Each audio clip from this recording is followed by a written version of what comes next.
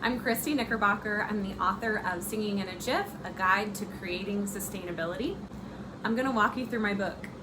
I broke the book up into 4 different sections to make it easier to navigate. This includes information that has research article references from peer-reviewed journals, but it puts it into layman's terms so that anybody who sings can debunk myths that have to do with singing.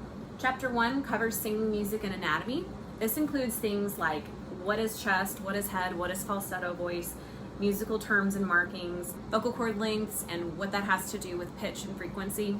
It introduces you to fundamental frequency as well as formant frequencies and how to manipulate and manage those in your singing voice. Chapter 2 dives into vocal training and voice science. So this talks about warm-ups and cool downs, nasality, twang, screaming and singing, overtone singing, vocal athleticism, and vocal demand, and how to make the most of your instrument. And it really starts to blend science terms into singing terms to bridge that gap. Chapter 3 walks you through health and sustainability. This includes pages about speaking voice tips, expiratory and inspiratory muscle strength training. So instead of you just trying to breathe from your diaphragm, information about how to actually increase strength and stamina for your muscles of your breathing. It talks about how drugs and medications affect your voice and things you should try to remember if you have to take those kinds of medications.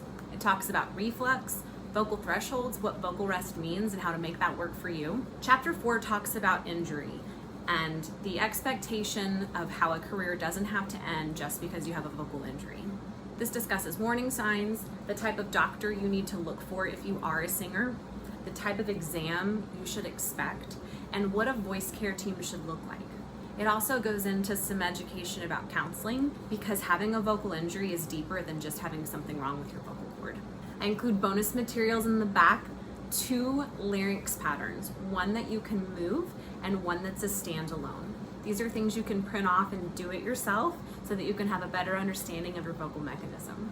Highlights of this book include a chart that talks about myths or questions about singing voice and how that's busted, education about breathing and vocal function exercises, a chart about semi-occluded vocal tract exercises and how you can work those into specific vocal warm-ups like arpeggios and scales, a basic theory overview for how to understand piano, which is pitches represented in a linear way. Even if you've never had a piano lesson, this will help you apply singing to piano. Anatomy drawings to help you better understand physiology of vocal production as well as laryngeal anatomy. A great part of this book is this quick reference chart for jargon. If you're in the medical industry, it's very different when you're defining things versus when you're in the music industry. So getting softer or decreasing decibel level is the same thing as a diminuendo. A song in a show or performance can typically mean a number. A quick reference chart about how medications affect the voice. Education about hydration and how you can use systemic and topical vocal fold hydration to make your machine work the best. This page helps you understand what type of doctors are actually out there and which ones specialize in voice. It talks about the different kinds of exams that you might need if you feel like your voice is injured. If you think your voice is injured, you can take this chart to your appointment to make sure you're asking the right questions or to make sure that the doctor you visit is asking the right questions of you. All speech language pathologists, speech language therapists, or voice teachers are not created equal.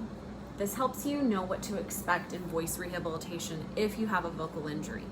And this is the most important part because when you're dealing with an injury, a lot of counseling needs to go on because you're going to deal with shame, guilt, grief, and you'll need support working through that process.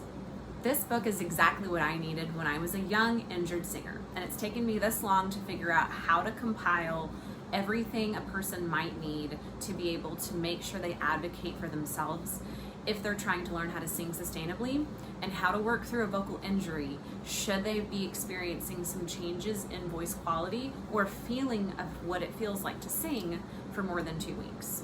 I hope this book brings support to people who want to learn to sing, who are already singing and want to make it sustainable.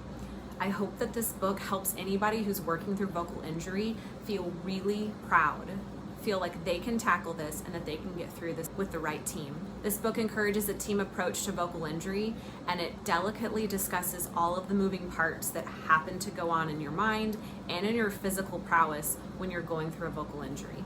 I want this to help singing students of any age understand their vocal mechanism, and know that the research studies that have to do with voice science and voice production physiology back up the claims being made by their voice teachers.